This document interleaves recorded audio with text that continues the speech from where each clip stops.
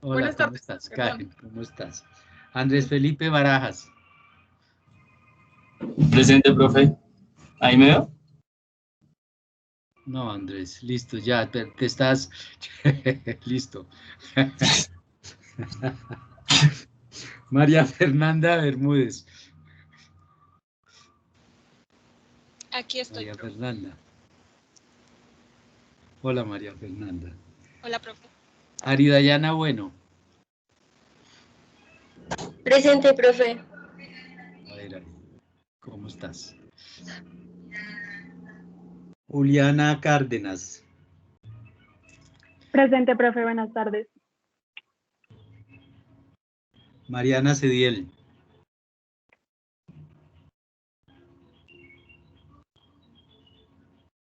María Fernanda Cuevas. Presente, profe. Buenas tardes. Hola, María Fernanda. Juliana Gaona. Presente, profe. Hola, Juliana. Mariana García. Presente, profe. Mariana, ¿cómo estás? Bien, profe, gracias. Joan Sebastián Giraldo.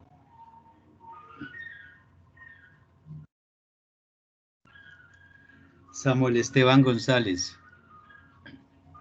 Presente, profe. Profe, Hola, Samuel. presente, ¿Sí? ¿me puedo activar el Listo, Juan micrófono Joan y Sebastián, la cámara? mucho gusto. Samuel Esteban González. Juan José Guzmán. Presente, profe. Hola, Juan José, ¿cómo estás? Hola, profe, bien, muchas gracias. David Alejandro Jiménez. Hola, profe. ¿Sí me ve? Sí, ya, David. ¿Cómo Está, estás? Diego Andrés Layton. Presente, profe. ¿Ya me ve? Aún no, pero esperemos que ya la hayas encendido. Está encendido. David Felipe Mancera. Presente, profe, buenas tardes. Hola, David Felipe. Buenas Hola, tardes. profe. A ti, buenas tardes. A ti. Natalia Mejía. Presente, profe.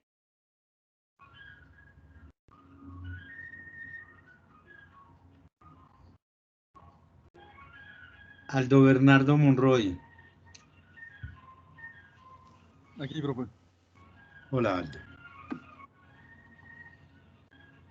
Maritza Monroy. Buenas tardes, profe. Maritza, buenas tardes. ¿Cómo estás? Bien, bien, profe. Becky, ¿cómo estás? Hola, profe. Buenos días. ¿Cómo te ha Buenas ido? tardes. Bien, gracias. Juan Pablo, ya nos vimos. Ana Sofía Reales. Presente, profe, buenas tardes. Hola, Ana Sofía. César. Presente, profe. Y se quedó cargando la cámara. Esperemos que nos cargue. Laura Esperanza. Riaño. Presente, profe, buenas tardes. Hola, Laura Esperanza. Hola, César. Ya los vi. Franklin Rodríguez. Hola, Franklin. Hola, profe, muy buenas tardes, ¿cómo está? Muy bien. Manuel Felipe Rojas. Buenas tardes, profe, presente. Luz Daniela Salamanca. Presente, profe, buenas tardes. Bueno, buenas tardes. Juan Pablo, ya voy contigo. Luz Daniela, ¿dónde quedamos la vez anterior?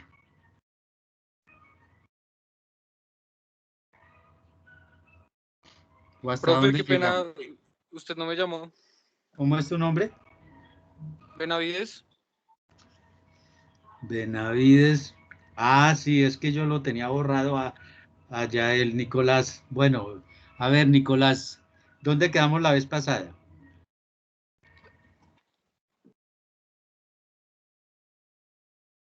Nicolás, Claro que sí, profe, ya le digo un momento. y la cámara.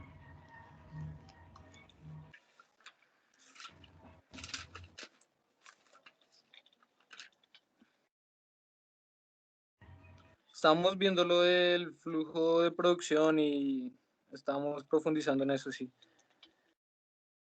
César Rey que dice, creo que fuimos más adelante, Daniel, Nicolás. Señor, ¿Hasta estamos dónde llegamos? viendo... Espere, prendo la cámara, que siempre se demora un poco. Estamos viendo qué hace rico un país. Eso, estábamos explicando lo que Smith señaló, cómo se genera Sí, la sí. riqueza de un país. La manufactura. Bueno, es decir, que era el producto, era la consecuencia, es un flujo de producción que depende del trabajo. A ver, Juan Diego. Ya sea César. Profe, qué pena, no me llamó. A mí Tampoco te llamé, si hasta ahora caigo en cuenta que no te llamé, Juan Diego. Sí, profe. Sí. Bueno. Perdón, es que tengo dos hojas. Juan Diego Sanabria, Luisa Fernanda Sierra, Luisa Fernanda y Ángela Marcela Silva.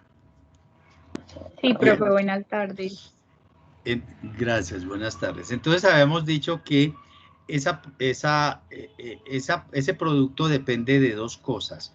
¿Cuáles fueron esas dos cosas?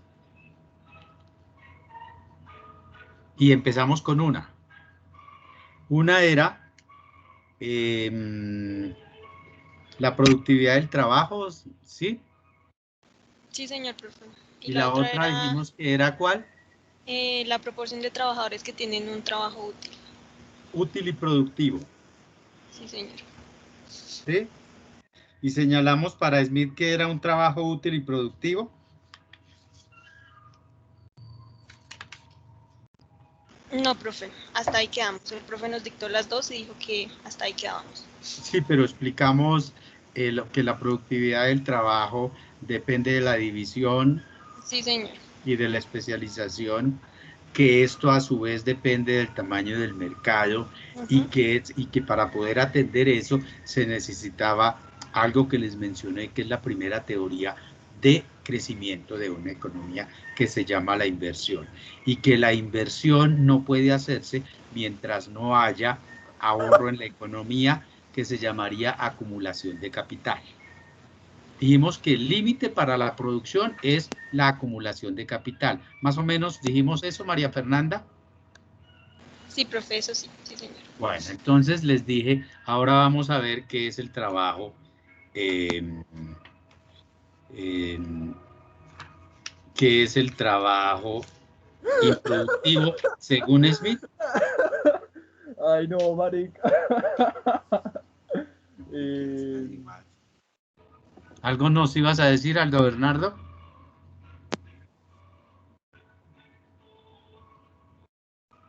Bueno. No, no, señor, qué pena, qué pena, qué pena.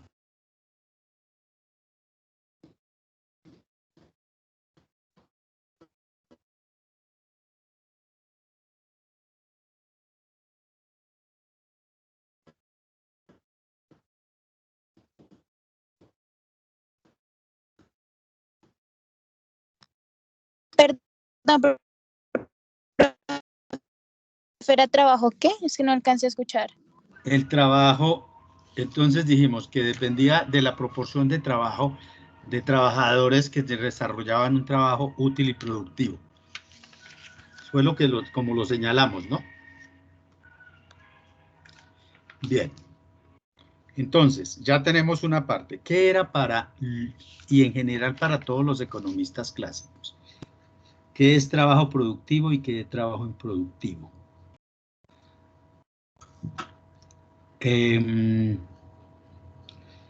Para Smith, el trabajo empleado o utilizado en la producción de bienes vendibles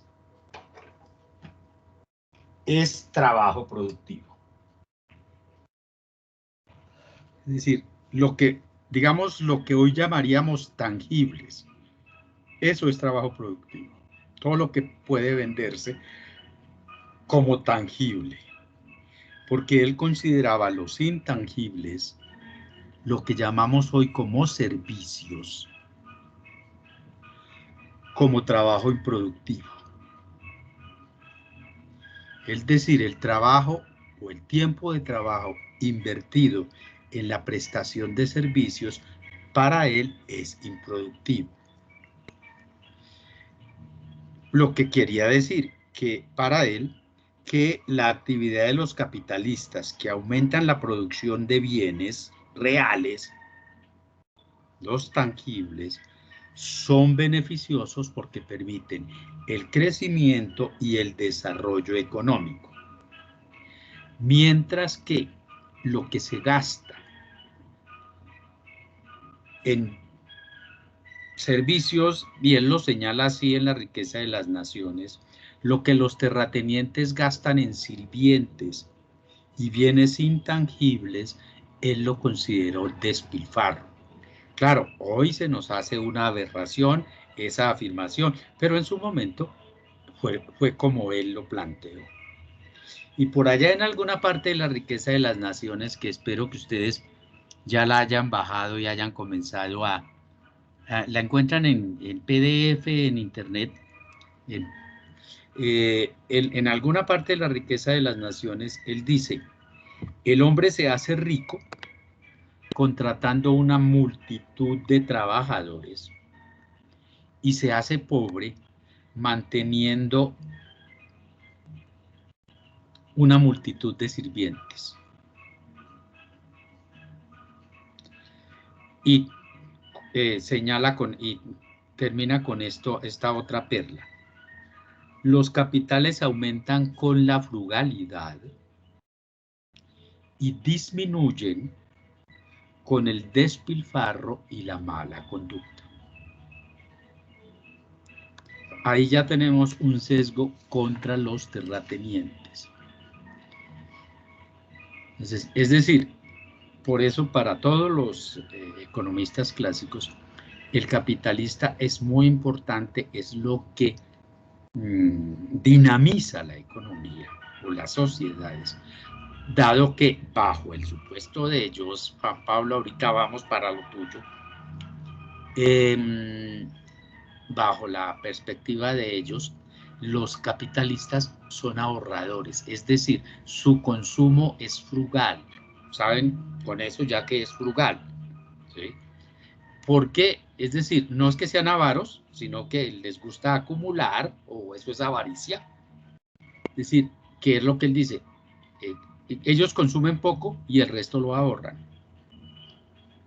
Mientras que los otros, según él, se lo gastaban todo.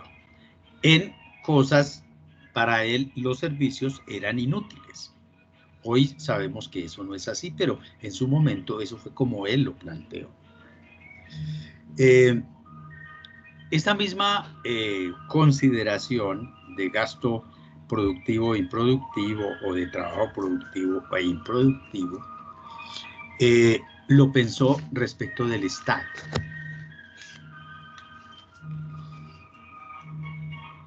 Él consideraba que mucha parte del gasto público era gasto improductivo. Y también por allá en una parte, voy a leer algo que él escribió. Dice, el soberano, con todos sus cargos, tanto judiciales como militares, con todos aquellos que le sirven, el ejército y la marina, son trabajadores improductivos.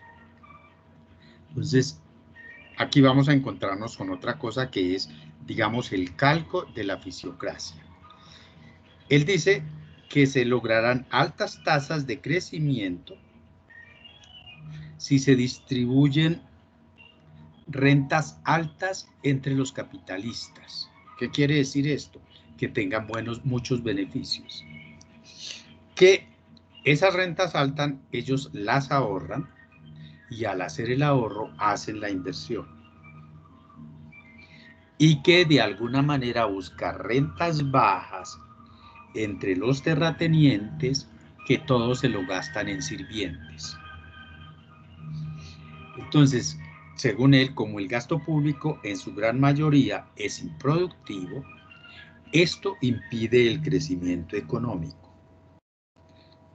Quiere decir esto, que es mejor para él que el Estado sea pequeño, que los impuestos que paguen los capitalistas sean bajos, para que puedan invertir y así que crecer la economía. Ese es el concepto. Entonces ahí tenemos el calco del laissez-fairismo, Estado pequeño. Según él, era gasto improductivo. Yo simplemente, ahorita cuando yo dije, uno dirá, ¿para qué quiere un ejército tan grande? ¿Sí? Es muy posible que no sé. Entonces, si quieren, hablemos un poquito de las marchas de esta semana y de lo que don Juan Pablo nos retó. Y me gustaría que Franklin también nos ayudara con eso. Entonces, porque él, al fin y al cabo, Franklin desempeña una función pública que es política. ¿Sí o no, Franklin Roberto? Entonces, a ver, ¿qué digo yo, Juan Pablo, respecto de... Listo, vamos a marchar por la reforma tributaria, que es terrible, que es mal hecha, que es mal concebida, que es inoportuna, pero que un día la tenemos que hacer. Yo hablaba la semana pasada con unos compañeros de ustedes y el gasto militar, sí, listo, quítenlo. Listo, ¿y qué hacen? Listo, quiten el gasto militar, licencien a todos los soldados, licencien que pues no estamos en guerra porque se supone que no estamos en guerra. Esa gente, ¿qué la ponemos a hacer? Es un ejército de desempleados. Porque, digámoslo, gústenos o no, el ejército, las guerrillas, los paramilitares, visto desde otra perspectiva, son empleadores de fuerza de trabajo. Suena feo. En estos días yo discutía con alguien. Todos esos alazados en armas de derecha o de izquierda o de centro, aupados por el Estado o por otro Estado, no importa lo que sea, lo que llamamos guerrillas o paramilitares o grupos de narcotraficantes, pues de los carteles mexicanos, entre otras cosas dinamizan la economía. ¿Por qué dinamizan la economía? Porque emplean, así sean cosas ilícitas. Eso lo verán ustedes en macroeconomía, eso de alguna manera se mide. Emplean mano de obra, consumen insumos y a su alrededor crecen unas industrias, por ejemplo la industria de la seguridad, por ejemplo la industria del blindaje. Si aquí no hubiera pillos, pues la gente no manda a blindar su carro. Si aquí no hubiera pillos, la gente no contrataría escoltas. Si aquí no hubiera pillos, a los políticos no los tendríamos que proteger con 5, 7, 8, 10, 25 escoltas o 300 escoltas y no sé cuántas escoltas y carros que tienen los grandes. Entonces, eso es dinamismo de la economía. Pero ya ese es un poco mamando gallo, pero si uno lo mira desde la perspectiva económica, es... Ahora, vamos a la reforma tributaria, que fue, voy a utilizar el término y por favor, es muy duro, aunque no debiera utilizarlo, mejor voy a utilizar una palabra más castiza, la otra lo es, pero suena feo. Hágale, profe, tranquilo. Es malparida esa reforma tributaria. ¿Por qué? Porque es inoportuna. ¿Por qué? Básicamente porque es inoportuna. ¿Y por qué es inoportuna? Es inoportuna porque no es el momento. Llevamos un año de pandemia en el cual las empresas se han quebrado. Si las empresas se quiebran, si las empresas estuvieran funcionando, el desempleo no hubiera aumentado. Entonces, ¿por qué es eso? ¿Por qué es inoportuna? Porque es el peor momento para hacer una reforma tributaria que va a afectar cosas y aquí chocamos con posiciones ideológicas. Entonces, la reforma, y Franklin, que es concejal, sabe que el Consejo, el Congreso y las asambleas son el mejor escenario para acoger a la administración de un poquito más abajo de las amígdalas. Franklin y ustedes saben a qué me refiero. ¿Cuándo se negocia? Entonces, los políticos de todos los pelambres, de todos los colores, lo único que normalmente buscan pescar en río revuelto. Y una cosa es, digo cuando estoy en la oposición, y otra cosa es lo que tengo que hacer cuando estoy montado en el potro de hacer las cosas. A ver, el dinero o lo que nos gastamos no surge por generación espontánea. En economía, el gasto tiene que hacerse con ingresos. Lo único que crece por ósmosis. ¿Qué es lo único que crece por ósmosis? Bueno, entonces, ese gasto que ha hecho el Estado no lo tenía presupuestado y se ha endeudado. Y la deuda hay que pagarla. Nosotros llevamos desde hace bastante tiempo arrastrando un déficit fiscal. Ese déficit fiscal afecta muchas cosas, mucho gasto del Estado. Entonces, la reforma tributaria, mala presentación, afectó una cosa que se llama la canasta familiar. La canasta familiar es una bandera, un caballito de batalla que todo el mundo coge. Es el trapo con el que todo el mundo quiere limpiarse. Pero algún día, dentro de unos años, ustedes estudiarán Hacienda Pública. Y lo primero que van a aprender, igual que ocurre con su bolsillo, Juan Pablo, que ocurre con el de Becky, con el de Ana Sofía, con el de César, es que todo lo que yo me gasto hoy, tengo que tener el ingreso para eso. Así es el Estado, es como lo que me pasa en mi bolsillo. Yo no me puedo gastar más de lo que tengo entre el bolsillo. Y lo que yo tengo en el bolsillo, lo obtengo de lo que yo produzco. Que lo que tengo en el bolsillo me lo gasto mal, y usted me puede decir si se lo gastan en excesiva publicidad, se lo chuleo, vale. Se lo gastan en burocracia excesiva, se lo chuleo.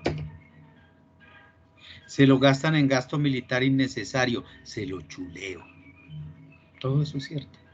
Pero es lo mismo que le ocurre a ustedes cuando usted va pasando por un lado y ve un helado o se toma una cerveza. Usted sabe que ese gasto en la cerveza le va a hacer falta para otra cosa, pero sin embargo lo hace. Entonces, el caballito de batalla. El único país del mundo, les voy a decir, donde existe ese embeleco de la canasta familiar, se llama Colombia. No existe en ningún país del mundo. La tributación en todos los países del mundo, de alguna manera, es, digamos, plana. Y en todos los países del mundo hay impuestos, aquí lo llamamos IVA, antes lo llamábamos al consumo. Hasta 1986, con la reforma de Belisario Betancourt, el impuesto era un impuesto al consumo. Es decir, al final de la cadena se recaudaba donde a uno le hacían la venta final. Como todos somos tramposos, los latinos no creo que por los genes, no estoy diciendo que el género humano no sea tramposo, todos, pero los latinos somos más proclives a hacer trampa que los nórdicos. El IVA, que se llama impuesto al valor agregado, lo que busca es gravar en todo el proceso de producción, mientras que el otro es al final. Y se lo roban. Y entonces el mecanismo es que en los cruces de información, durante todo el proceso de información, teóricamente la posibilidad que se lo roben disminuye, no es que desaparezca. Entonces, en algún momento aquí, ya ni me acuerdo, si quieren busquen en San Google, ustedes que les encanta cuando contestan quizzes, pegarse, meterle ahí cuándo empezó el IVA en Colombia o cuándo empezó la canasta familiar en Colombia, y si tiene 50 años no tiene más, y creo que tiene hasta menos. Digamos, es un embeleco. En todas las economías hay productos, no se llama canasta familiar, hay un tipo de consumo que está grabado. En los estados, en las naciones donde son estados federados, los diferentes estados tienen diferentes tipos impositivos. Y el único recaudo nacional es el impuesto que se llama a las rentas, es decir, a los ingresos. El resto son impuestos locales.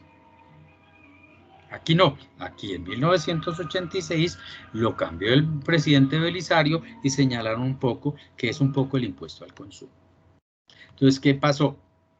La presentaron mal, la vendieron mal, la hicieron inoportuna. Independientemente de que afecte o no afecte, hay mecanismos a través de los cuales eso se puede devolver, que son las transferencias, gracias César, implementado en 1966 como nosotros.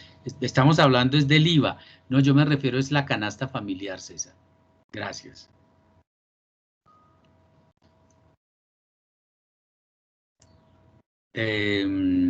Bueno, entonces, de pronto hay que ajustarlo, pero aparentemente va a afectar unos sectores. Hay otra cosa que es cierta y no es invención de nadie, ni es invención de este gobierno ni del anterior gobierno. Les juro, yo soy todo menos gobiernista. Pero lo único que sí tengo claro, y siempre lo he tenido claro, es que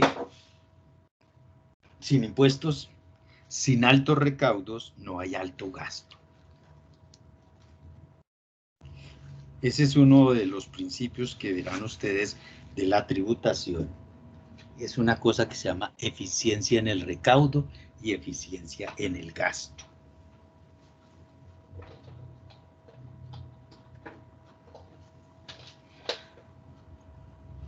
Que el gasto se focalice. Que se focalice es decir, que vaya a los sectores donde debe estar, donde más se necesita. Entonces, Iva, ¿por qué la reforma es mala? Aquí vamos a chocar con algo, y es lo siguiente.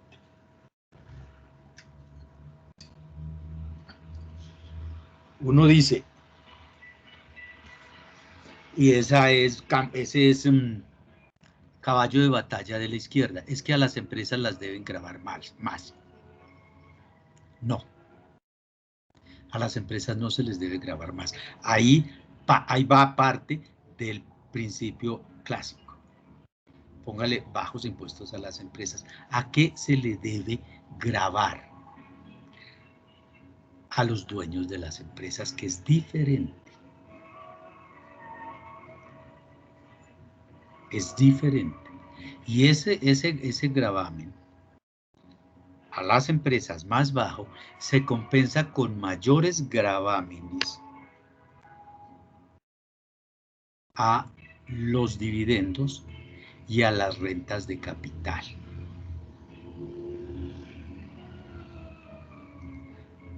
A los dividendos y a las rentas de capital. Juan Pablo, el día que usted vaya a trabajar, si todavía no lo hace, va a tener un impuesto que además lo van a subir. Ese es uno que van a subir, que dice que se afecta a la clase media. A partir de ciertos rangos existe la obligación de declarar, y a partir de ciertos rangos, el hecho de que usted declare renta no quiere decir que va a pagar impuestos. Es absurdo que pongan a la gente a declarar desde 2,5 millones de pesos, como era el proyecto. ¿Sí?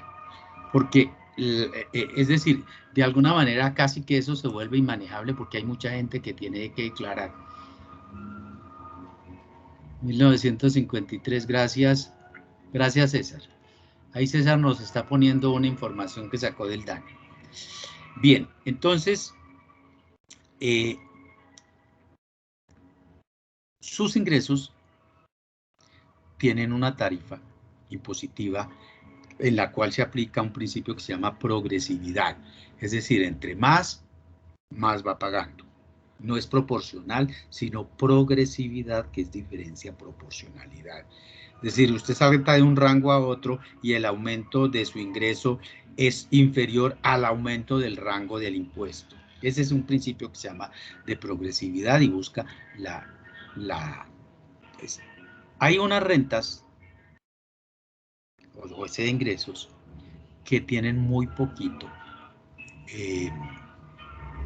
gravamen y que digamos que es injusto frente a otros que no tienen sino un ingreso, que es el trabajo. Es decir, las rentas de trabajo, hay unas tarifas y se pagan. Es decir, los trabajadores son los que menos pueden evadir impuestos. Hay unos tipos de rentas que pagan el 10%. Y ese tipo de rentas que pagan el 10% son las rentas de capital, los dividendos que reciben los accionistas de las empresas. Pues yo no estoy muy seguro porque las empresas cuando son filiales se pasan de un lado para otro y ahí evitan pagar. Entonces, aquí se habla de que hay doble tributación, porque es que yo pago por la empresa y a mí me cobran también por este lado, ¿no? Bájele a la empresa y cóbrele como renta personal, no como renta de las empresas, y eso eleva sustancialmente el recaudo. Obviamente ese no lo piensan tocar. Y si lo tocan, lo subirán al 15%, si no estoy mal, que esa era la propuesta. ¿Qué otra cosa recuerdo que, entonces, grave por ahí, pero es que hay un problema y volvemos al proceso de aprobación de los impuestos. Y es un proceso político y de discusión política que se da en los organismos legislativos. Y a esos organismos legislativos van personas que tienen poder de convencimiento. Entonces, todo el mundo. Aquí hemos hecho, esto está sobre diagnosticado. Este gobierno llamó a unos expertos extranjeros y les pagó una comisión que se llamó Comisión de Gasto Público Tributaria. Nadie que tuviera que ver con Colombia, es decir, para evitar las presiones de los gremios y no sé qué. Y él simplemente miró la estructura colombiana y les dijo, mire, aquí hay unas recomendaciones. Bájale a las empresas, súbale a esto otro, quite unas exenciones, quite unas deducciones. Supongo que ustedes saben qué es la diferencia, no lo saben, qué es una exención y qué es una deducción. Quite eso, compense por otro lado y el recaudo le va a aumentar. Eso implica que hay que ponerse de acuerdo con todo el país, ahí sí como dicen, todas las fuerzas vivas de la nación, y ponerse de acuerdo con los cacaos, es decir, con los, llámenlo ustedes capitalistas, con los empresarios, con todos los gremios, los de la ANDI, los de FENALCO, los de la agricultura, los de los transportadores, con todos esos gremios. Y hay que ponerse de acuerdo con todos. Entonces, ahí es donde está la dificultad.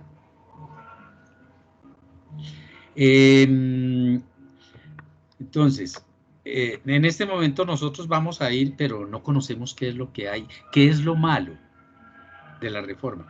Simplemente nos dijeron, es mala. Y como es mala, pues nos vamos a marchar, pero no sabemos por qué.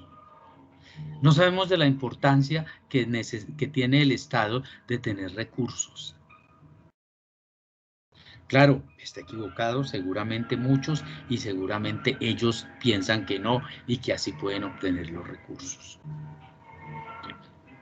Entonces, pues, lo único que todo el mundo sabe es que se necesitan más recursos y que los recursos no resultan de debajo de la piedra.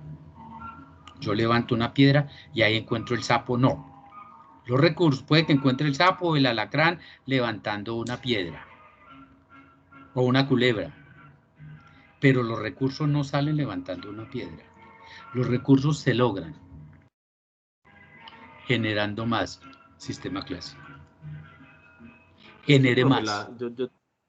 Sí, ya, Frank, ya voy con semana pasada teníamos como una discusión con otros amigos acerca de este tema, y es que la discusión cierta no es si el país necesita o no dinero. Eso es lógico que el país para el tema de funcionamiento e infraestructura necesita dinero, pero el punto es las malas administraciones, porque, por ejemplo, son 163 artículos y tienen, en algunos, por ejemplo, uno de ellos dice que quieren habilitar a las ciudades para que ellas puedan tener peajes urbanos. Entonces, una ciudad con un peaje urbano, pues va a ser un tema de que va a recaudar mucho dinero, pero volvemos al mismo tema, el dinero va a estar y la administración, ¿cómo hace para evitar que no se derroche o no se pierda el dinero? Porque ese es el inconformismo. Yo sé que la reforma es dura, pero va a afectar básicamente a estratos medios y altos. Pero ¿cómo hacemos para que el país no caiga de nuevo en la misma cosa de que se pierda el dinero y de que se lo roben y se lo roben y se lo roben? Porque ese es el punto. ¿Qué va a pasar con el dinero que se recoja? Más de 25 billones de pesos. ¿Dónde va a estar? Muy bien, Franklin. Usted tocó una cosa muy buena. Y yo voy a utilizar un término, no es personal. Voy a decir algo y no es personal. Yo le tengo aversión a los políticos. Y reconozco una cosa, si no fuera por la clase política, es decir, yo así vote en blanco, siempre voy a votar por el Congreso, para los cuerpos colegiados. Asamblea, yo no voto asamblea, voto consejo, y voto senado, y voto cámara. Siempre he votado, porque creo en esta democracia, pero tristemente está hecha con políticos que usted ve todos los días, lo vemos. Uno abre el periódico y no encuentra sino escándalos de los políticos. Por eso le digo, no es personal, Franklin. Yo le tengo aversión a los políticos. Entonces usted da un punto. Entonces, ¿cómo? Ya voy, Juan Pablo. ¿Qué pasa con esa cosa que ustedes verán que se llama eficiencia en el gasto? Eficiencia en el recaudo y eficiencia en el gasto. Ya voy, Juan Pablo. Entonces, yo digo, yo robo porque otro roba. Perdón, no. Yo no pago impuestos porque es que lo que yo pago se lo roban. No, es que una cosa es el recaudo y otra cosa es la otra parte. Entonces, aquí hay un organismo, dos organismos. Hay uno que se llama DIAN, Dirección de Impuestos y Aduanas Nacionales. Hay un organismo que se llama Contraloría. Hay un organismo que se llama Procuraduría. Y desde siempre, el problema es que, no sé, en alguna parte, seguramente cuando yo era católico, leía la Biblia, en alguna parte decía que si la sal se corrompe, y la sal se corrompió en este país y en todos los países del mundo desde siempre. Desde siempre. Desde la democracia más antigua, la griega, los puestos se compraban. Y se nombraba a los amigos para que me haga pasito. Entonces, es un tema de nunca acabar. Entonces, si yo meto a todos los políticos en el mismo costal, sé que estoy generalizando y me equivoco y de antemano le presento disculpas. Pero Cuando eligieron al Contralor en Colombia, o cuando eligen en el Consejo elegimos al personero, elegimos al Contralor, no porque eso viene por otro lado. ¿Qué cargos de IAS se eligen en el Consejo, Franklin? Bueno, aquí a nivel municipal, aquí nosotros solo elegimos personeros, secretarios, y no, los secretarios, a ver, ¿se ratifican los que nombre el alcalde? No, me refiero a secretarios dentro de la planta del consejo. No, yo me refiero de secretarios a quienes ejercen control político, es decir, el personero. Esos son del alcalde, son cotas de él. No, los secretarios del alcalde los nombra él y ustedes le hacen control político, pero el consejo como tal, como órgano legislativo del municipio, nombra el organismo de control que es el personero. Sí, señor, acá se nombra personero. Listo, ok. Eso no es una rebatiña, no se ha dado una rebatiña para eso. Y el que tiene la mayoría lo mete y el personero hace la vista gorda y le clava la mano al que no, o al partido o al grupo que no votó por él. Así es a nivel nacional. Entonces usted me dice, claro, va a ingresar tanto, 25.000 millones, que es el desfase que tiene la nación. ¿Quién lo debiera controlar? Sí. Entonces nosotros tenemos cálculos así a ojo de buen cubero que hizo un señor que se llama Santiago Pardo, que supuestamente es el gurú de las finanzas públicas, uno de los tantos. Ayer hacía un análisis que el gobierno, que la DIAN podría recoger entre 15 y 20.000 billones de pesos, evitando el contrabando y cerrando la evasión de muchos independientes, de muchos que están aparentemente en la informalidad. Y él decía, es que aquí siempre han pagado los mismos. ¿Quiénes son los mismos? Los empleados, que los reportan las empresas para poder que les reconozcan esos gastos como costos para efectos de su declaración de impuestos. Algunas empresas, pero no hay forma de que muchos que pueden pagar lo hagan. Entonces, usted tiene razón.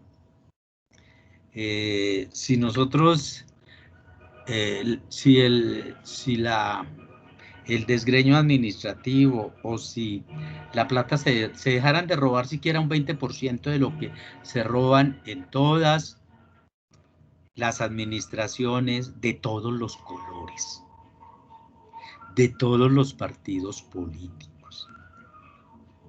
Miren, yo no sé si yo les dije, sí, creo que ustedes saben, y Franklin, voy nuevamente a esto.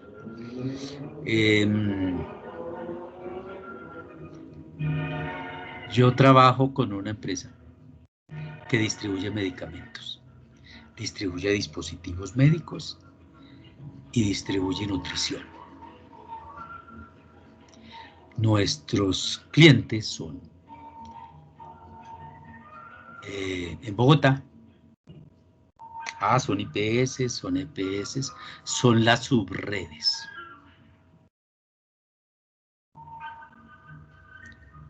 Antes eran los hospitales, antes de que lo de las subredes lo cogió, lo organizó de esa manera Enrique Peñalosa para efectos de optimizar el gasto.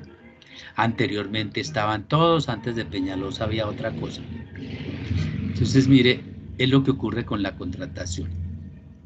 En Colombia hay un político que en Antioquia le dicen Luis XV. Y ustedes ya se imaginan por qué. Se llama Luis Pérez Gutiérrez. Ha sido 3 o 4 veces entre gobernador y alcalde, entre gobernador de Antioquia y alcalde de Medellín. Le dicen Luis XV. Con eso les digo solo. Entonces, ustedes no conocen esto. Es que roba tanto es tan corrupto el empleado público que me acepta un almuerzo o que me acepta o la señora que me acepta unas flores o que me acepta una chocolatina, al que yo le doy 50 millones de pesos para ingresar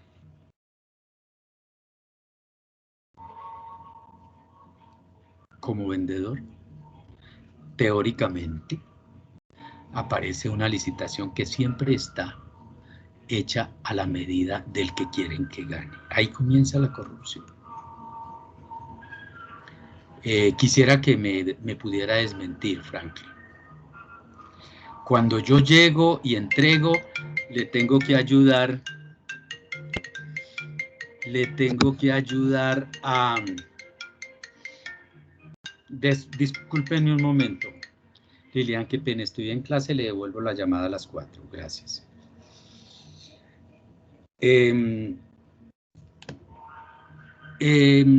Cuando yo entrego para que me reciban, tengo que...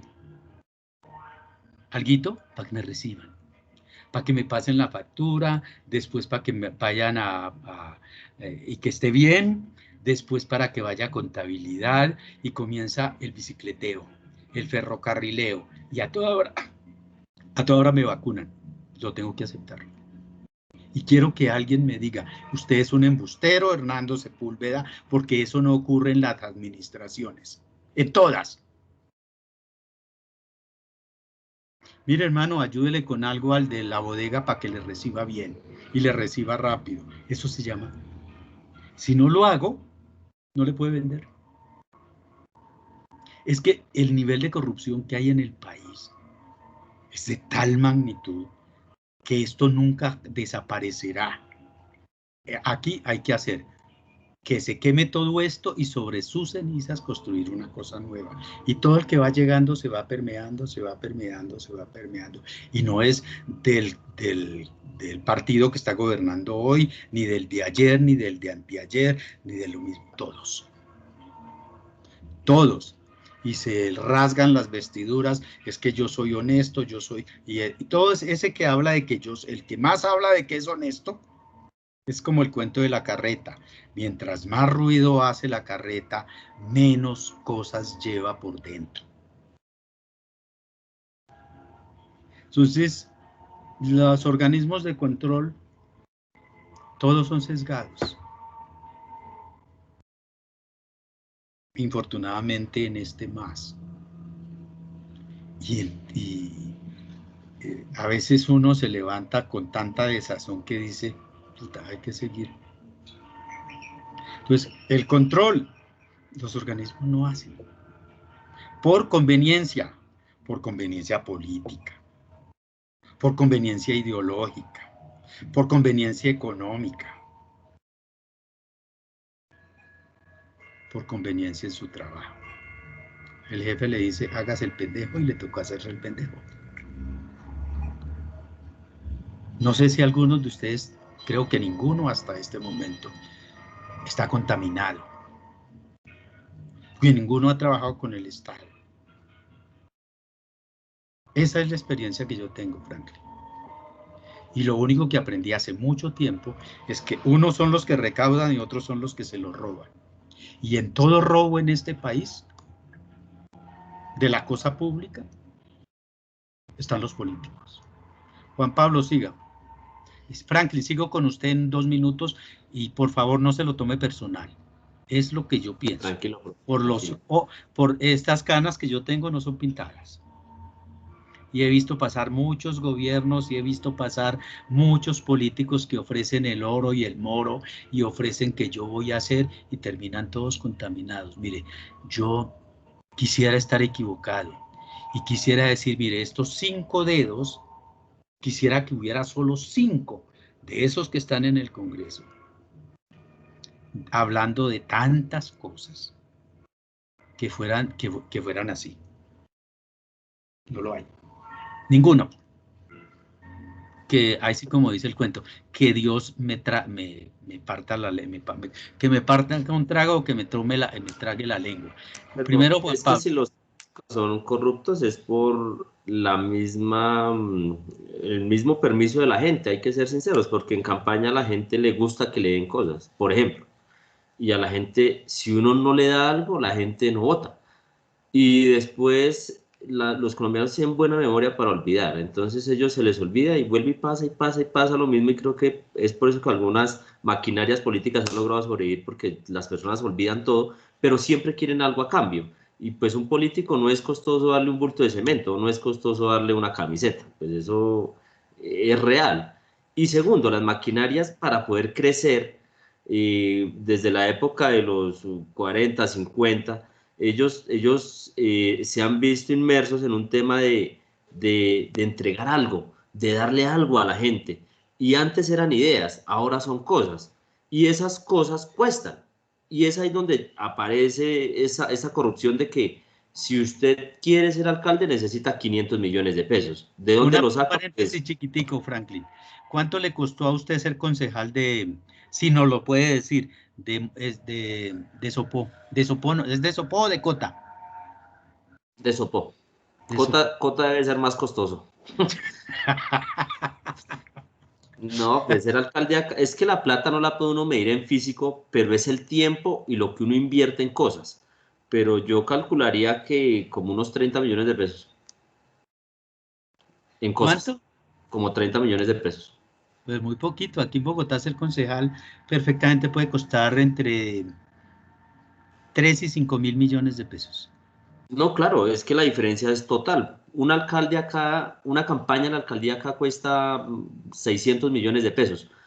Pero aquí al lado de mi municipio, en Tocancipá, bueno, Sopó maneja 40.000 millones de presupuestos, Tocancipá maneja 220.000. Una campaña en Tocancipá sí vale 4.000, 5.000 millones de pesos a una alcaldía. Y un consejo vale 200 millones. ¿De Tocancipá vale cuánto?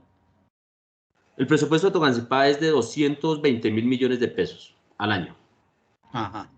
Y una campaña, una alcaldía ya vale perfectamente 4.000, 5.000 millones. Y un consejo allá vale, un amigo se gastó como 100 algo de millones. Es costoso. Lo que pasa es que uno dice 20 millones y tal vez no es mucho, pero si cuando uno no los tiene, eso cuesta. Por eso, y cuando uno no los tiene, le toca salir a buscar los apoyos, y esos apoyos después le pasan a uno la cuenta de cobro. Y es donde aparecen la presión para que acuerdos que me favorezcan, bloqueen los acuerdos que me perjudican, todo ese tipo de cosas. Sí. ¿Juan Pablo se fue? No, profe, presente. A ver, sí, a ver. No, voy a aportar y de pronto a rebatir un poquito rápidamente. El profe nombró lo de los escoltas y los malhechores. Yo creo que no necesitaríamos escoltas si no hubiesen malhechores, y yo creo que si se han formado grupos subversivos y cosas de estas, ha sido también pues por el mal uso de tierras, el robo de tierras y lo que pasó, ahí tenemos lo que pasó en Marquetalia, ¿no? O sea, acabaron con una familia, le quitaron las tierras y eso nos produjo a tiro fijo. Sí, y esto sigue siendo una constante. Bueno, lo de la trampa que el profesor decía que era diferente a lo de los nórdicos. Claro, pues lo que pasa es que a los que colonizaron el mundo del corazón de Europa y de Inglaterra, colonizaron en medio de la reforma donde habían otros principios, y a nosotros acá nos llegó la Inquisición, la Santa Inquisición, con prisioneros del norte de África y todo eso. Entonces a Latinoamérica fue lo peor de Europa, que era España, que eran solo bélicos, solo tenían un poder bélico, pero no había pues un poder, no había un avance intelectual ni de principios prácticamente. Y bueno, esa es la diferencia, ¿no? A Estados Unidos llegan los... No, yo no me refiero solo a Sudamérica, yo me refiero a los hispanos. Es decir, los que tenemos, perdón, los hispanos no, los que tenemos raíz latina. ¿Quiénes tenemos raíz latina? Los italianos. Sí. Y de ahí para acá. Los latinoeuropeos y los latinoamericanos. Si algún día usted tiene la oportunidad de ver esa diferencia, se da en los comportamientos, y esos comportamientos se refleja en los mismos países. Entonces yo no sé si sea bueno o sea malo, si sea diferente, si yo tengo aquí un sesgo y es muy posible que sí. Usted mira los países nórdicos y son ordenados. No digo que no haya basura, pero está en su sitio. Nosotros los latinos creemos que ser pobres es ser sucios. Entonces usted visita las ciudades italianas y ve el desorden más impresionante latino. Va a España y ve el desorden. Va a Portugal y ve el desorden. Va a Brasil y ve el desorden. Va a Ecuador y ve el desorden. Va a Venezuela, lo ve en Colombia. Usted va a Inglaterra, va a Dinamarca, va a Alemania y hay orden. Es diferente. Cuando yo me refiero a eso, es que los latinos somos más proclives a hacer trampa. Usted se le cae una moneda de 1.000 pesos en Transmilenio y aparece el desgraciado que le pone el pie encima de la moneda. De pronto habrá una excepción, porque aquí aprendimos, los latinos aprendimos que lo que yo me encuentro es mío. Nunca nos enseñaron que lo que yo me encuentro es de aquella persona a quien se le perdió. Y usted verá en todos esos países que hay un sitio donde lo que usted se encuentra, va y lo dejan. No me importa qué tenga. Nosotros vemos, ay, es una billetera, ¿qué plata tiene? Y van y botan las cosas. Eso es un problema cultural. Y aquí, ojalá usted vaya algún día al campus de la ESAP.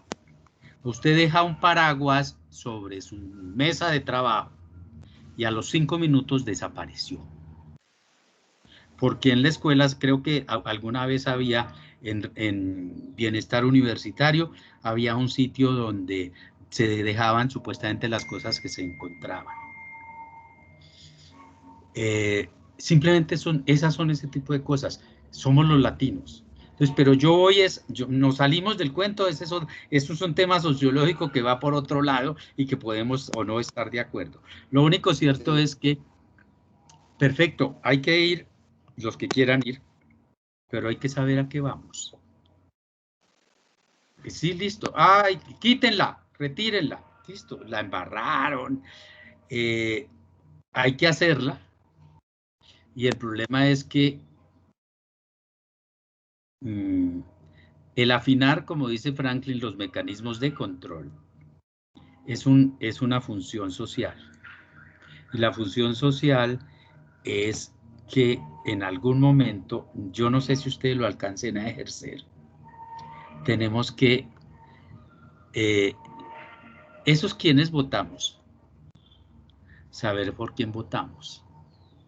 Y que no se vendan o que no hagan cambalaches eligiendo procuradores que después los van a sancionar, que son los primeros en aupar ese nombramiento para que después lo sancionara por 15 años, que afortunadamente se la quitaron por un tribunal internacional. Entonces, ahí es a donde yo digo que todos los políticos, Franklin, perdón, son incoherentes. Los políticos son cortoplacistas. Lo que quiero ya para esta elección y me olvido de lo que digo mañana. Me olvido mañana de lo que digo hoy. Porque, Franklin, perdón, el político es el mayor oportunista que puede existir. Profe, disculpe. Es que me falta una parte. El profe también habló de las empresas, o sea, que no se grave a las empresas sino al dueño de la empresa, pero es que hay un asunto, el dueño de la empresa, si tiene una ganancia de 1.000 millones, hace un préstamo por 1.200 millones y entonces con esto ya no tiene que declarar, con esto evade, y en cambio se está poniendo a producir, aparte de sus 1.000 millones. Juan Pablo, perdón que le interrumpa antes de que siga. Eso no es así. Porque una cosa son mis ingresos y otra cosa son, es decir, eso de que las empresas se endeudan cuando tienen 1.000 de utilidades, Eso va por dos caminos diferentes. Eso le aplica para una cosa que se llamaría el impuesto al patrimonio. Entonces, Profe, de me hecho, está contando, perdón, un segundo, lo que usted me está contando, entonces yo las utilidades las muestro por un lado. ¿Alguno de ustedes maneja contabilidad? Va por un lado y lo otro va por otro, Juan Pablo. Perdón que le corrija esa información. Es muy posible que usted esa información la haya recibido de alguien. Y supongo que ese alguien que se la suministró de buena fe, porque también la escuchó de alguien y no lo conoce y no conoce esa situación. Pues fue una persona que asesora a otros para poder hacer esa figura y evadir el tener que declarar, o sea, para no tener que pagar, mejor dicho. Bueno, yo no le estoy diciendo que no existen muchísimos mecanismos, y de hecho lo existen, para eludir el pago de impuestos. Y puede ser ese un mecanismo que se llama de elusión. Entonces, ahí es donde es una falla estructural del sistema, que se corrige con mecanismos que pienso que se están llevando a la práctica en este momento. Y así como hay muchas empresas, es cierto, hay muchos que no pagan lo que debieran pagar. El problema es que una de las asimetrías en la tributación es que alguien tiene la información y otro no la tiene. Y quienes, la persona que le comenta eso, pues es asesor tributario de alguien que tiene con qué pagarle para que él busque en los vericuetos de la ley, que se llama elusión, eludir, es utilizar la ley para pagar menos. Y eso, de al fin y al cabo, es lo que hacen los contadores tributaristas o los tributaristas. Yo no le estoy diciendo que no. Entonces, ahí es donde aparece el problema de los organismos de control del Estado para que eso se evite. Yo no le digo que no. Y el señor lo hace. Si algún día lo cogen, se le aplica. Si algún día lo cogen, que espero que algún día lo cojan, le aplicarán muchas multas. Y de pronto, si lo que él hizo fue distraer recursos que son del Estado, como el IVA o como el ICA o como la retención en la fuente, se va para la cárcel. Entonces están hablando de evasión fiscal, cárcel. No, es que hace por lo menos 10, 12 años el régimen tributario colombiano tiene sanciones penales, es decir, cárcel, quien haya, tal vez para lo único que no hay en este momento, que sí existen otras sociedades, es para los impuestos de rentas. Pero los impuestos que son en las que yo recaudo por cuenta del Estado, IVA, ICA, bueno, ICA no, IVA y retención en la fuente. Si yo me hago con esa plata, estoy cometiendo un delito que se llama peculado, y ese peculado me da cárcel. Además de que me da sanciones pecuniarias, y eso lo aplican. Que eso no lo muestre la prensa, es cierto, pero eso no quiere decir que no ocurra. Que no me manden a la cárcel porque las cárceles son insuficientes, pues me mandan a la casa y tengo casa por cárcel, y hay muchos casos de personas que cometieron peculado porque se apropiaron del IVA y de la retención en la fuente. Y multas y cárcel. Y lo existe y lo están pidiendo, solo que pues no se informa, no es que uno no tiene por qué sabérselas todas. O sea, ahora, lo que su compañero le dice, con toda seguridad es cierto. Evaden tanto que un tipo como el cacique de la familia Char, dueños del Junior de Barranquilla, dueños de Almacenes Sao y de las emisoras olímpicas, tributó 16 millones de pesos. Eso es una cosa loca. Y bueno, y el profesor habló también de las recomendaciones que pues si esas recomendaciones las dio gente que es afín al Fondo Monetario Internacional, pues obviamente creo que darían las peores recomendaciones.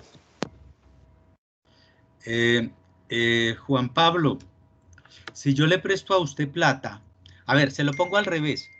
Usted me presta a mí 100.000 pesos. ¿Usted qué es lo que espera cuando me presta los 100.000 pesos? Ya voy con usted, Diego Andrés. ¿Qué espera cuando usted me presta a mí 100.000 pesos? ¿O 1.000.000 de pesos o 10 millones de pesos? Sencillo. Que me pague. Listo, que le devuelva la plata, ¿cierto? Y que le pague unos intereses, ¿cierto? Sí, sin usura. Sí, sin usura, no, como diría... No, es que no sé qué sea usura. Que le pague los intereses que señala el mercado. Ok, perfecto. Sí. ¿Listo? Sí, eso. Okay. Sí, señor. Pues el Fondo Monetario Internacional es eso. El Fondo Monetario Internacional le presta a los países y espera que los países le devuelvan la plata. Y espera que le pague unos intereses.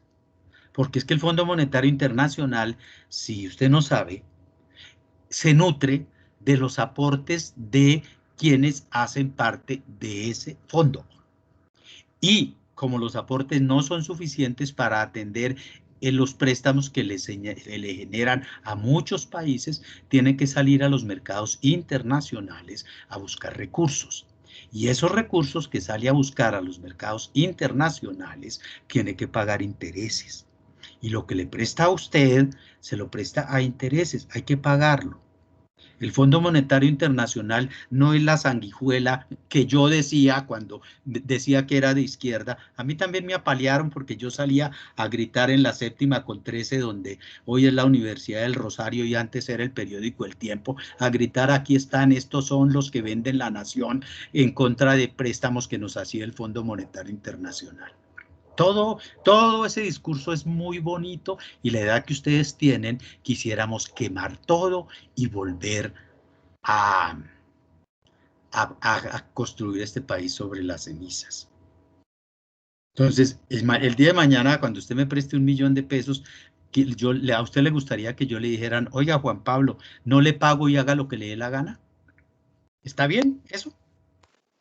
No, claro que no está bien, okay. pero digamos, entonces, pero negociar en lo justo. Si no está bien, ¿usted me volvería a prestar 2 centavos o me recomendaría ante sus amigos? No, pero en el caso de Colombia sería bueno que no nos prestaran cuando no hay la necesidad de que nos presten. ¿Y de dónde saca usted que no hay la necesidad? Pues es que acá se genera el recurso, lo que pasa es que se va todo en corrupción, se va todo en cuidar, ponerle 200 tipos a un asesino expresidente, se va el dinero en la corrupción, en comprar camionetas. Hasta ahora puede que usted lo piense, puede que muchos lo piensen, no se lo han demostrado.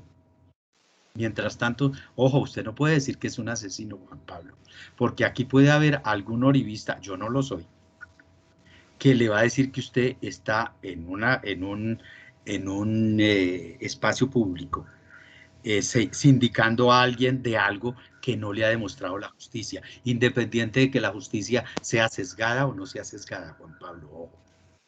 Pero es que 6.000 casos, más de 6.000 muertos. No, usted tiene toda la razón, seguramente así lo es, no sé, pero usted es culpable, usted es inocente hasta que no le demuestren lo contrario.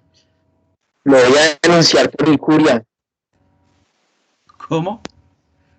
Entonces, es eso, Juan Pablo. Entonces, sí, yo estoy seguro que siento la misma aversión hacia el político, no hacia la persona, y de pronto hacia la persona que usted, por eso que hemos oído.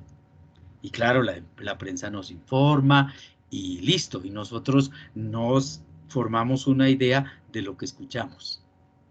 Y a veces de pronto hay que escuchar a la otra persona. Esos son parte de los sesgos.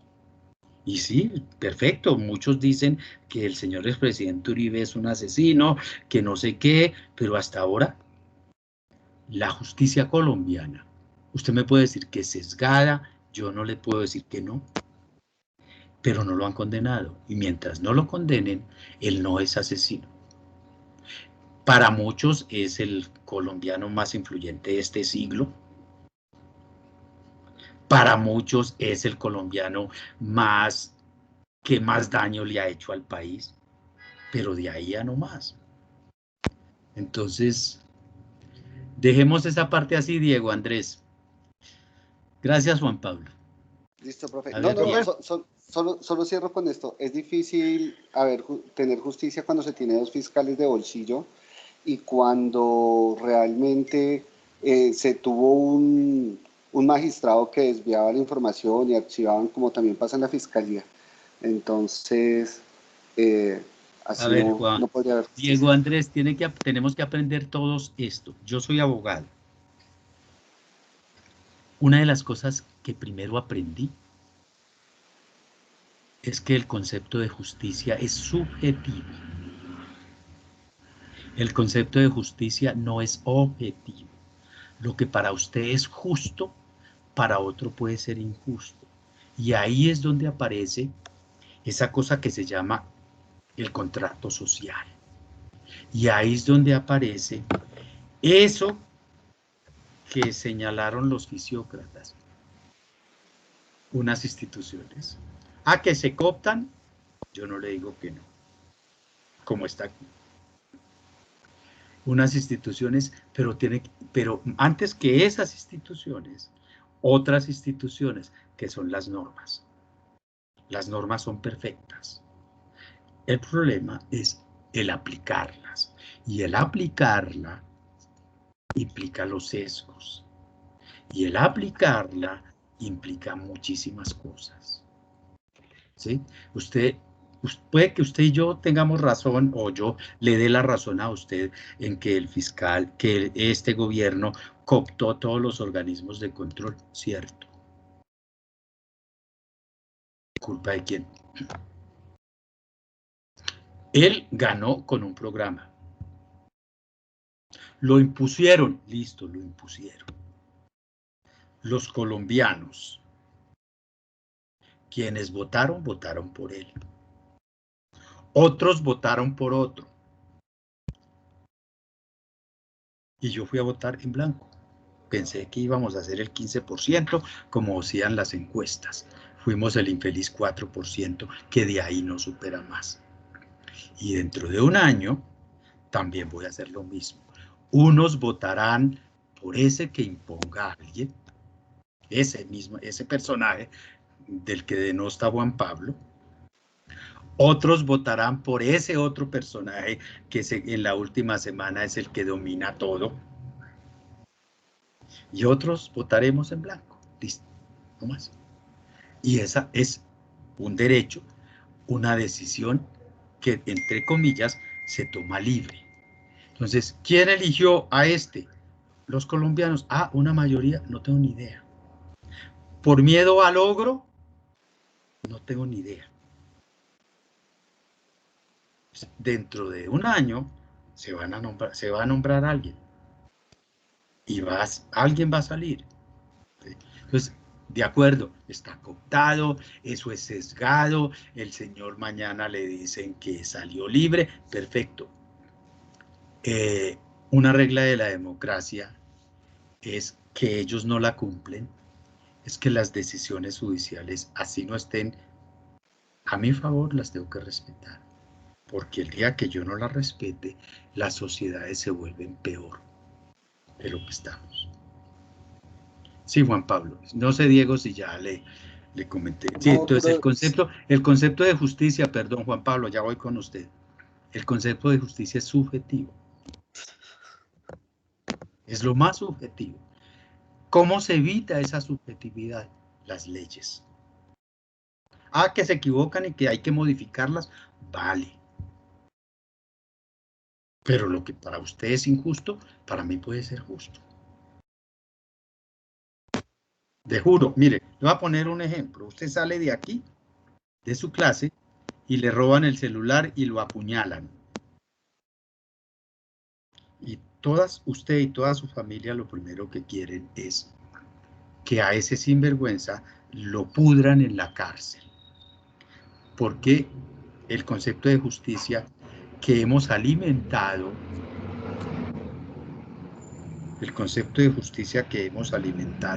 en los 2 últimos siglos, es la justicia vengativa. El ojo por ojo, el diente por diente, la ley del talión. del Antiguo Testamento. Y la justicia de pronto puede ser diferente. Y para esa persona le ponen 10 años de cárcel y es injusto porque es que yo le robé el celular a ese tipo porque yo necesitaba para algo.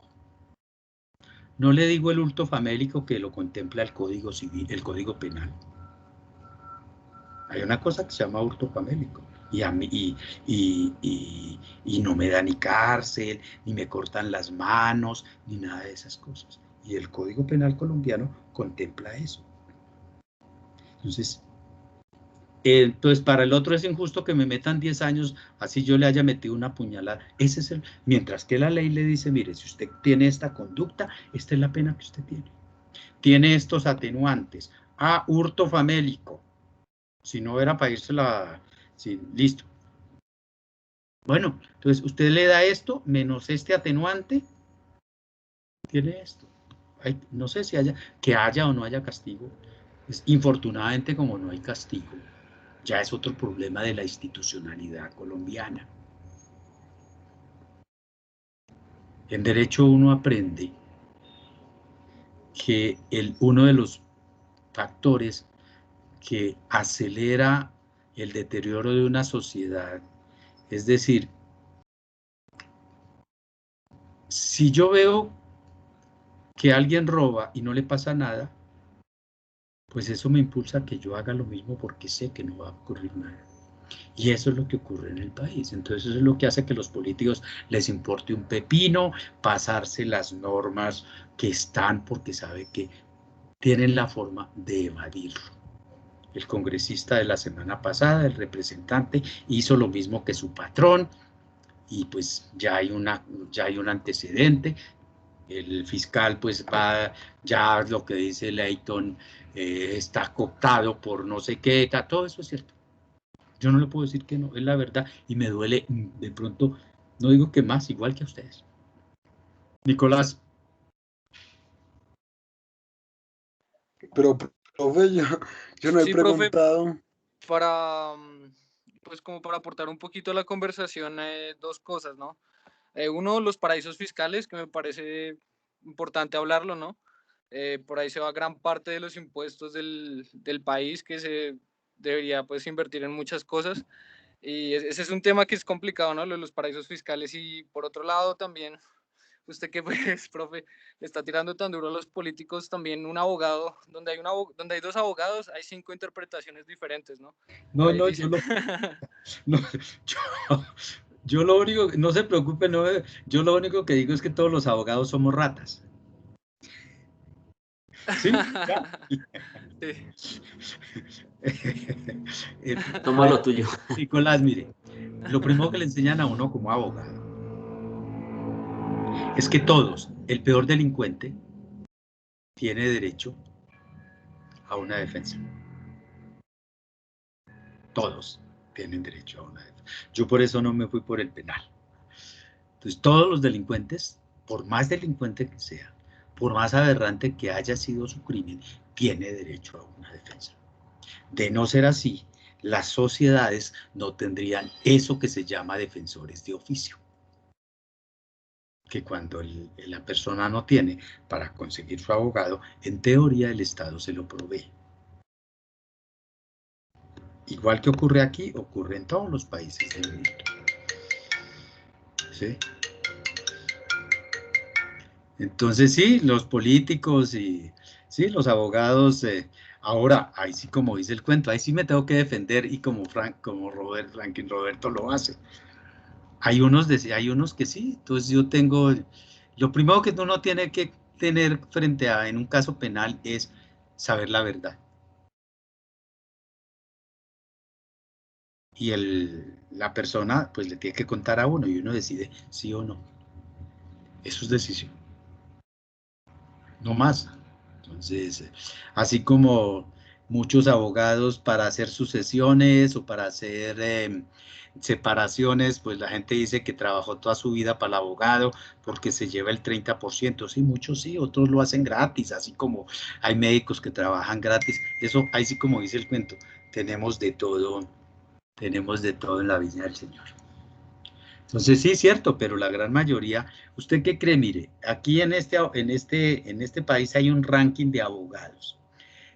Y si uno mira todos los que tienen esos abogados, son las mayores, bueno, no voy a decir delincuentes ni ratas, pero entonces el abogado más mediático se llama Jaime Granados, el siguiente se llama Jaime Lombana, el siguiente se llama Abelardo de la Espriella. Entre otras cosas, Abelardo de la Espriella, cuando surgió como empresa, el cuento que traían era que los recursos se los habían puesto para militares, no importa, cierro el paréntesis. Entonces está Abelardo de la Espriella, luego está Cancino, luego está Cancino, luego está uno que se peinaba con colita que se llama, puta, ¿cómo es que se llama ese? Bueno, hay como 10, y uno mira narcos, paramilitares, los que le han robado al Estado. ¿Cómo se llama ese? Francisco, el del luego está uno que se llama Mosquera. ¿Sabe quién es Mosquera? No, Joan Sebastián. Listo, Bernat. Y uno mira, ¿y quiénes son esos? Son los que pueden pagar. Entonces ustedes creen, bueno, Granados por el pleito que lleva del expresidente Uribe, pues no sé si le cobre, pero un pleito grande de Granados no arranca con menos de 2.000, 3.000 millones de pesos, para empezar. Ya. ¿Quién le puede pagar eso? ¿Quién era el abogado de Samuel Moreno? ¿O de Iván Moreno? ¿O de Jaramillo, el de la cosa del Transmilenio? ¿Quiénes eran los abogados? No eran abogados de medio pelo, abogados o exmagistrados o gente que los empleados del juzgado se asustan cuando los ven entrar o cuando ven un oficio firmado por Jaime Granados. Uy, carajo, yo le digo que no y ahí ese es el poder. Y eso garantiza que yo le pueda decir a mi cliente, mire, es que mi nombre asusta en los juzgados, vale 5.000 millones. Ya. Listo. Entonces, ¿ustedes saben el cuento del chino Colmenares? Del que creo que ya lleva 10 años, que por estar rumbeando y metiéndose donde no debía, lo mataron en el Parque El Virrey. Sí, sí, señor. Tenía los dos más grandes. Granados defendiendo a Laura Moreno y Lombana defendiendo a la familia del chino que mataron. Lombana pues iba por el 30-40% de lo que le iban a sacar al otro. Y el otro, ¿quién era? El papá de Laura Moreno, era un gran contratista de Ecopetrol. Un hombre de los ricos de este país que anda calladito la boca, que no da papaya en redes sociales, que no anda con 25 escoltas, que no sale de su casa, que no va a restaurantes donde donde lo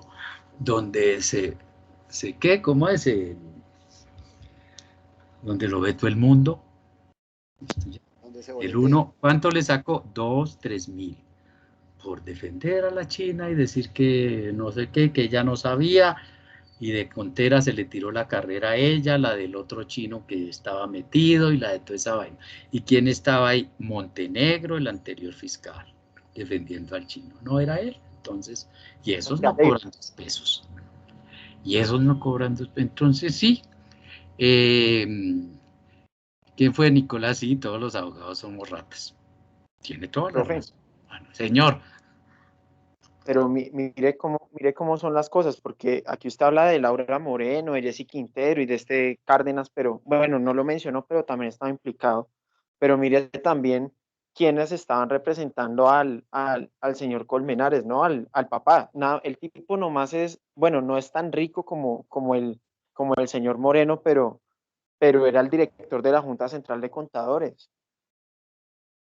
Pero él no puede actuar como abogado. El abogado era Lombana, o es Lombana, porque el proceso aún no se ha terminado. Ese caso tuvo la trascendencia que tuvo o la mediatez que tuvo, más por las personas implicadas y por la influencia que había tanto de una parte como de la otra. ¿Me hago entender? Sí, sí, claro. Los medios son los que minimizan o maximizan. Ese es un poder muy grande que hay en el país. De Que hecho, absuelven o condenan. el Siga, hijo Juan de, Pablo, siga. el hijo de este señor es el hijo del señor Colmenares, se hizo elegir como concejal. Sí, no, ya sabemos que él es concejal del Centro Democrático, sí, señor. Sí, sí, así es. No, profe, ya para terminar de salirnos del tema, el profesor dijo que a cierto personaje, Materife, que le dicen por ahí en una serie, lo eligieron, bueno, que eligieron a su títere, o como la gente lo llame, al actual supuesto presidente o subpresidente. Al subpresidente, como lo dice Ramiro. Sí, subpresidente.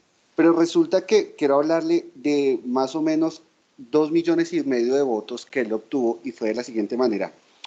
Uno, de la ñeñe política, allá en la costa, amigos de los Char, y la otra, había una candidata ex fiscal, Vivian Morales, que la señora pues ha tenido no la juzgó a ella, no juzgó a la persona, pero tuvo unos problemas siempre ha tenido problemas de adulterio y le cachonea a los esposos. Y la pillaron de nuevo en las mismas y le dijeron, usted con ese nicho electoral que tienen las iglesias cristianas lo va a perder si le sacamos esto a la luz. Entonces la obligaron a renunciar y dijeron, váyase a una embajada, y se fue para la embajada de Francia. Pero ese nicho representaba le estaba poniendo los cuernos al del ex M19. Por eso, al del M19. Sí, exactamente. Con una ¿Es persona. pastor? Bueno, pues ya entremos en chisme corrido. En chisme corrido, pero no, se lo digo porque eso sí se supo en el Congreso y bueno, la cuestión fue que ella... ¿Cómo es que se llama el tipo? ¿Al que es pastor? Lucio. Carlos Alonso Lucio. Carlos Alonso Lucio. Entonces, a ella le dicen, bueno, le sacamos esto a la luz y a usted se le acaba su nicho electoral allá. Y entonces, y ese voto presuntamente esos votos, es de, mire, de un millón de votos. Morales, los votos de Vivian Morales son los de la iglesia de no sé qué en La Roca, que es de Darío Silva y de Ramiro Luz y de Carlos Alonso Lucio. Y pues igual son los votos cristianos que pues todas las iglesias, el de Colombia Justa y Libre, que hoy se le dio al presidente, y todos los de todas esas iglesias, pues están con el uribismo, con el Centro Democrático. Perdón, porque digo, una cosa es Uribe y otra cosa es el centro. Yo hablo del partido político, que él lo maneje es otra cosa. Pero, profe, sí tenía ese número de votos. Sí tenía ese número de votos. La Iglesia Católica. Pero, a ver, Juan Pablo, estamos es que en las campañas políticas se vale de todo. Usted, los partidos políticos simplemente vote y la gente vota.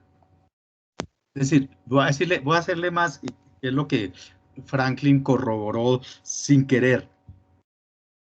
De pronto, con un margen muy pequeño, que está en personas que se consideran de izquierda, la gran mayoría de los votantes no tienen una cosa que se llama conciencia política.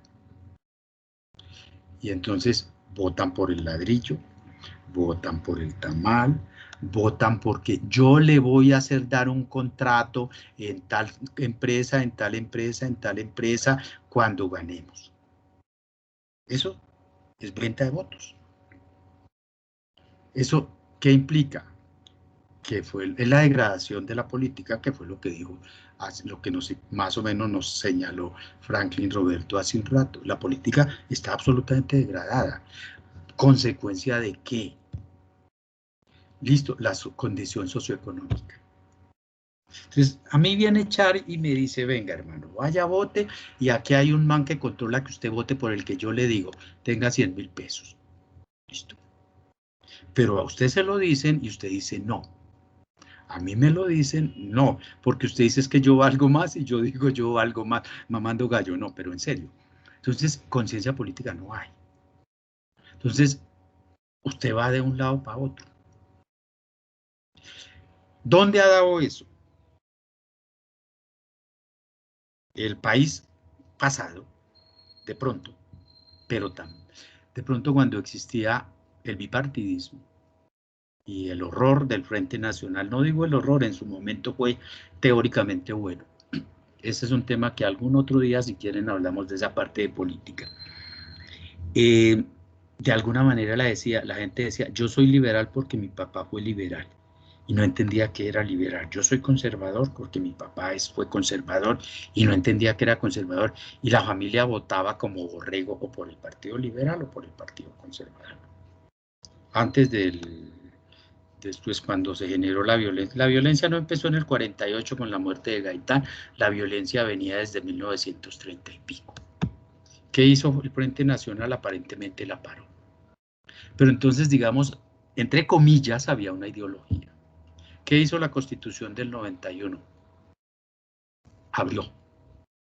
Entonces, los partidos políticos que yo conocí, que ustedes no conocieron, liberal, conservador y comunista, que había 3, desaparecieron. Entonces se volvió un sancocho. Y yo me voy de un lado para otro. Entonces ahora el grupo de Petro tiene a 2 adalides del voltearepismo. Yo creo que han estado en todos los partidos. Creo que en el único que no han estado es en el Partido Conservador. Pues, claro, porque le da votos. Independientemente de lo que sea, el Roy Barreras tiene algunos votantes cautivos. ¿Cómo es el costeño? Ya se me olvidó y me está matando el Alzheimer.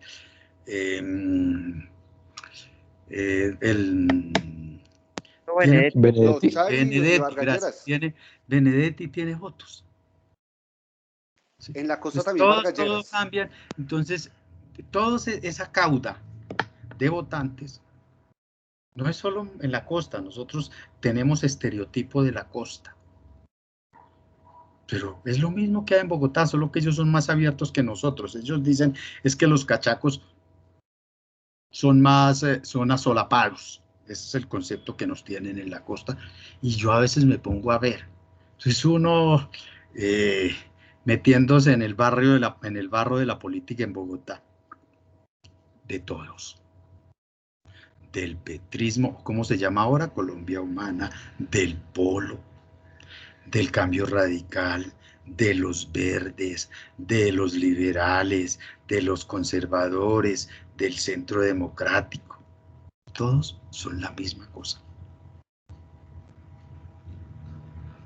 Todos son la misma cosa. Todos saben que para ser edil en Bogotá, dependiendo de la zona, ser edil en Chapinero o en Usaquén cuesta por ahí entre 2 y 3 millones de pesos.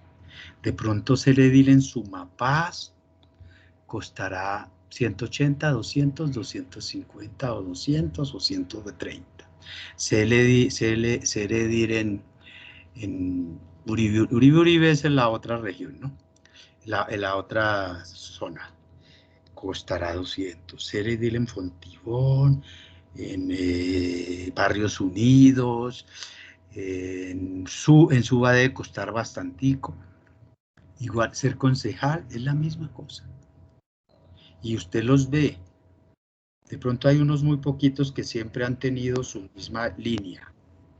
Profe, pero los independientes, usted nombraba al concejal Flores, creo. A Juan Carlos Flores, sí. Eso a mí me parece que es un buen ejemplo de hacer política en medio de muchas cosas, ¿no? Pero al menos me gusta el tema de la independencia. Es decir, es la excepción que confirma la regla.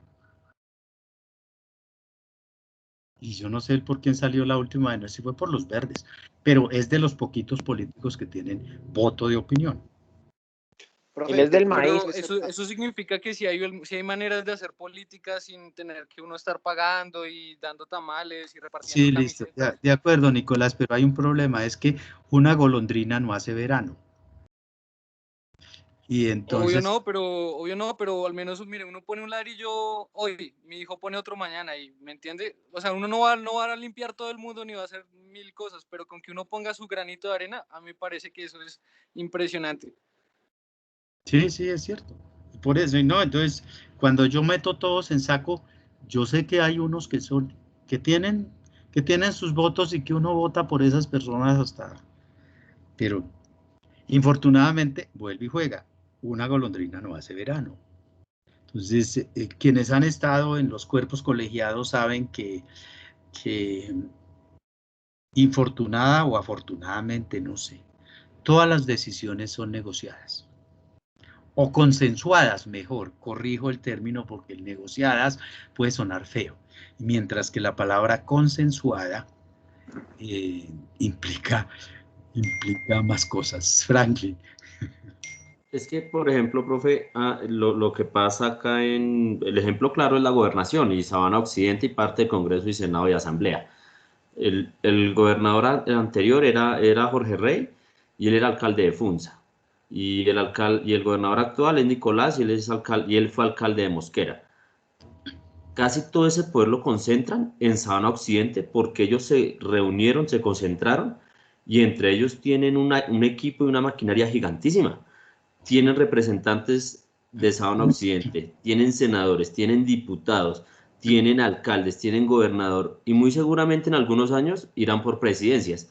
Y todo es porque es consensuado entre ellos y eso no, ¿quién derrota una maquinaria de esas? Es complicadísimo. No, diría yo que es literalmente imposible. Sí, de pronto nosotros vemos desde la barrera la política muy simplista, Juan Pablo, Nicolás, Andrés y todos los que hemos, y Joan Sebastián, los que hemos hablado, de pronto la vemos simplista. Tiene uno que meterse en el barro como le ha tocado a este hombre para comprender que sí, al fin y al cabo, pues, listo, Juan Pablo, esas son las castas. Entonces, la casta que hay en la costa, la casta que hay en Antioquia, la casta que hay en Cundinamarca, o sea, a Rey, es el anterior, ¿no? Creo que más de una vez lo tenían listo Franklin Roberto, por voltear lotes, por voltear, usted ya sabe a qué me refiero el cuento de, usted sabe qué es el voltear lotes, ¿cierto? Y ya El la volteo de Contraloría, tierras. ¿cómo? Tierreros. No, el tierreros no, ese tierrero es vender lotes chimbos, este es voltear pots, ¿sí? Sí, el Es uso de decir, suelos. el caso de las zonas francas de Mosquera, es decir, una tierra que hoy es agrícola que vale a 2.000 pesos, bueno, hoy valdrá El 50 ubérrimo, pesos sí. metro cuadrado, yo la volteo para vocación industrial o de tal otra cosa y ya los 50.000 me quedan costando 50 millones, listo. Y a Rey lo tenían ya listo y yo, no sé, un día dije, no pasa el fin de semana por la información que tenía de la decisión de la fiscalía, porque hasta a él le hizo escándalo, yo no sé, el escándalo lo destapó eh, Galán, el que fue el que es concejal de Bogotá, con José Fernando Galán, para Cundinamarca, y la fiscalía le estaba caminando duro, y de un momento a otro, tierrita. Y pues claro, él debe tener los recursos para montar su casta política. Es decir, ninguna fortuna se hace sin sangre. Fue una palabra que utilizó el papá de los Kennedy hace no sé cuántos años. Acá al lado de Tocancipá también hubo un tema de tierras igual, con zona franca. No, por Tocancipá es muy eso. conocido por eso, Entonces, y es igual. él es bien reconocido por el cuento del volteo de tierras. Es decir, cambiarle el uso a la tierra, pues es modificando los pods y todo ese tipo de cosas, y eso pues da.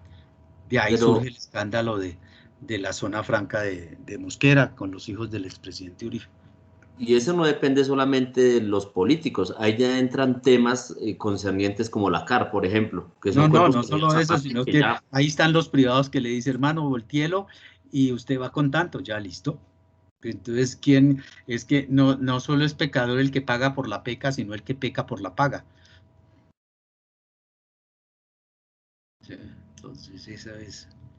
Pero bueno, entonces, Pues, profe Franklin, que también es ahí, estaba hablando un poco del tema.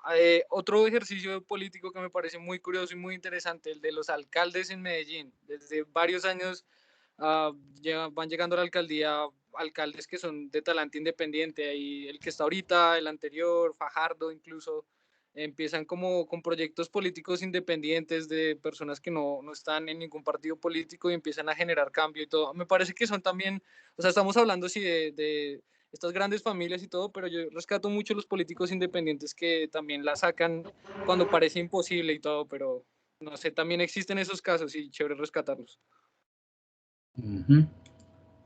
¿Qué dice Juan Pablo?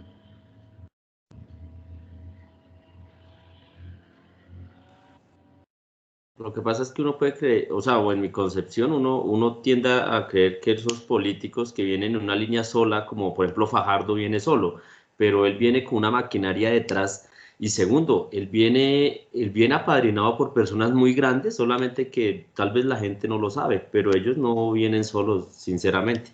El grupo empresarial antioqueño, o sea, nada más ni menos. Y lo de los políticos independientes, eso termina, ya lo dijo Gustavo Bolívar, que él ya no sigue en eso, porque sabe que no hay ninguna forma de hacerlo de la forma como hay que hacerlo, y que él se retira, él no va a seguir como congresista. Entonces es muy difícil porque, usted, o sea, ¿qué puede hacer un independiente? ¿Qué rayos puede hacer un independiente? Hasta Petro hace unos 3 meses pasó calladito y pasó de agache para que le aprobaran un proyecto, y por eso no estuvo tan escandaloso. Y eso que es Gustavo Petro, entonces uno dice, ¿cómo será el resto que no tienen el bagaje? No puede haber una política independiente sin una maquinaria. Si es independiente, no le aprueba a los demás, a él tampoco le van a aprobar sus proyectos. Es difícil. Sin bancada no se puede. No aquí. No, en ninguna parte. Por eso el sistema el sistema parlamentario, si uno lo mira en el tiempo, es mejor que el sistema presidencialista que nosotros tenemos. Es muy posible que sea o más inestable o más estable. Es decir, pensemos que Gustavo Petro gana las elecciones del año entrante. Entonces él lleva un programa. Y ese programa no lo va a poder desarrollar. ¿Por qué? Primero porque los tiempos no dan por efectos de los calendarios electorales, que ese es otro tema. ¿Y por qué? Porque él no tiene eso que ahora les dan llamar una palabra muy bonita, gobernabilidad. Es decir, no tiene quien lo apoye en el órgano legislativo. Mientras que en el sistema parlamentarista, el partido que gana nombra el jefe de gobierno. Y ese partido es programa de partido. Obviamente, siguiendo los lineamientos de los programas de Estado. Y si le va bien, se reeligen. Y sigue entonces, eso le garantiza que los programas que presente el jefe de gobierno, la Asamblea en Francia, el Parlamento en Inglaterra, el Parlamento en Alemania, lo mismo en los países nórdicos, van a aprobar, y ahí está, hay gobiernos estables. Porque el sistema es presidencial, es parlamentario. Entonces el día que le está yendo mal, oiga, llamemos a elecciones. No hay periodos. Pues ya no están los 4 años que hay en Estados Unidos, los 4 que hay aquí. No hay periodos. Igual en Canadá, ni en Australia, ni en Nueva Zelanda. Es simplemente, oiga, nos está yendo como a los perros en misa o a ciertos personajes en Semana Santa, llamemos a elecciones. Y la gente vota, si le respalda al partido, sigue el programa de gobierno. Sí. Entonces la señora Merkel lleva 16 años y no está apoltronada ni atornillada al poder. De tiempo en tiempo, y hay elecciones, y respaldan al partido. Y entonces puede decir, yo desarrollo mi programa. Y si tiene una mayoría débil, habrá negociaciones, pero aquí todas las mayorías son débiles. Entonces, cuando ganó este actual presidente, pues uno decía, tiene 19 o 20, corríjame, Joan Sebastián, senadores, que después le subieron a 22, tiene 37 representantes, que creo que después le subieron como a 39, 40, pero no podía hacer absolutamente nada. ¿Por qué? Porque las mayorías que exige el Congreso, la Cámara y el Senado para aprobar los proyectos, algunos son mayoría simple y otros son mayoría calificada. ¿Qué fue lo que hizo? Pues primero cooptó al Partido Conservador, que es el más afín al Centro Democrático, luego cooptó a los vendidos, perdón, a los de Cambio Radical, ¿sí? Y luego pues a los de la U, que creo que todavía existe ese partido, y por último a los liberales, y entonces esos entran y salen, y ese tipo de cosas, mientras allá no. En este momento, ¿quién está gobernando en Inglaterra? El señor conservador Boris Johnson. Los conservadores tienen mayoría en las dos cámaras. Ya, suficiente. Y sacan sus proyectos. El día de mañana les va mal, ya entonces o la oposición o los mecanismos contemplan, llame a elecciones, y listo, llame a elecciones. ¿Por qué ese bollo que hay en España? En 2 años hicieron 3 o 4 elecciones, ninguno ganó. Entonces, ¿qué le tocaba hacer? ¿Qué fue lo que le tocó a este Pedro Sánchez? Hacer coalición con su enemigo, durmiendo con el enemigo, y entonces yo saco esto, si yo le apruebo esto, o le digo a mi bancada que le apruebe, pero usted me aprueba esto, y entonces es una colcha de retazos impresionante, que digamos, esa es la democracia parlamentaria, en mi sentir, más incompleta de la Europa, fuera de la italiana. Pero los otros son, pues, el sistema, no importa, se queda 10 años, o 12 o 18 como quería un personaje en el país, pero porque el sistema lo permite y no coopta los otros poderes públicos. Son independientes. Entonces los organismos de control son independientes. Entonces es un sistema, eso es parte de una cosa que se llama un problema cultural. Desde ahí tenemos que empezar por eso. Son las 4 de la tarde, muchas gracias. Profe, antes de que nos despida, invitar de verdad a los compañeros que se manifiesten, si no van a acompañarnos, por lo menos que hagan paro virtual y se manifiesten desde las redes y hagan paro virtual también en clase, pero que nos manifestemos como ciudadanos y como ese legítimo derecho registrado en la Constitución del 91. Muchas gracias, profe. Hasta luego. Bueno, hasta luego. Buen día a todos. Un momento. Muy bien. Entonces nos vemos el próximo miércoles. Gracias, profe. Buena tarde. Gracias, buena tarde. Chao, profe. Gracias. Muchísimas gracias, profe. Listo, profe, gracias. A ustedes. Gracias, hasta luego. Hasta luego. Gracias, profe. Chao. Hasta luego. Hasta luego, profe. Hasta luego.